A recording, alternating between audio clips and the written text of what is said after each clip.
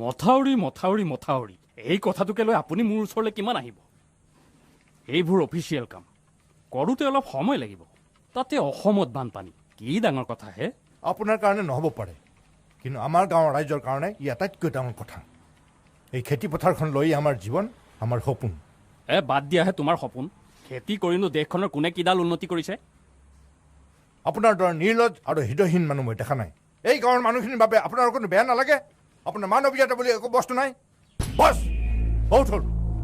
এই বছৰ বাৰিষাৰ আগে আমাৰ গাঁৱৰ মথাউৰি নিৰ্মাণ হ'ব লাগিব, নহ'লে কিন্তু কথা বেয়া হ'ব।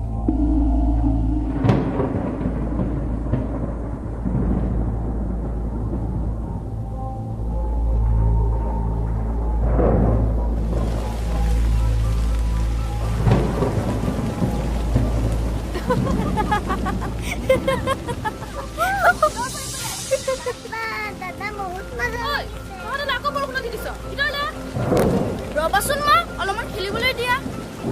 মোৰ জ্বৰ ভালেই হোৱা নাই, আকৌ বৰষুণত ভিতৰলৈ সোনকালে ভিতৰলৈ আহ বুলিছো নহয়।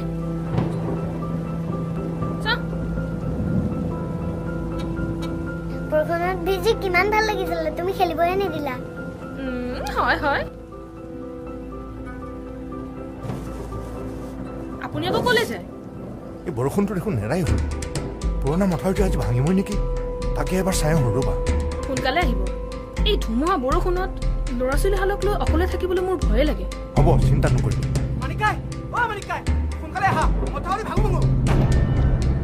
আহিছোঁ আহিছোঁ।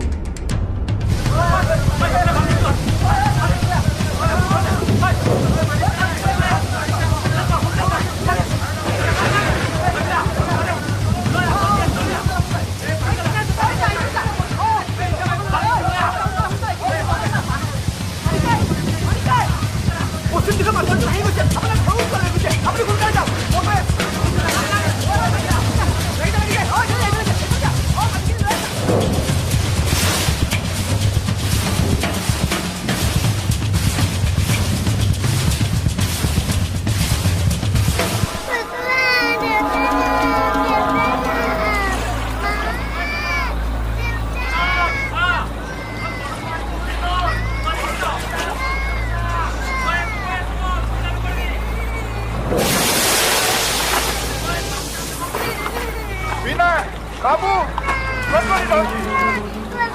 বাবু মাজনী মই আহিছো।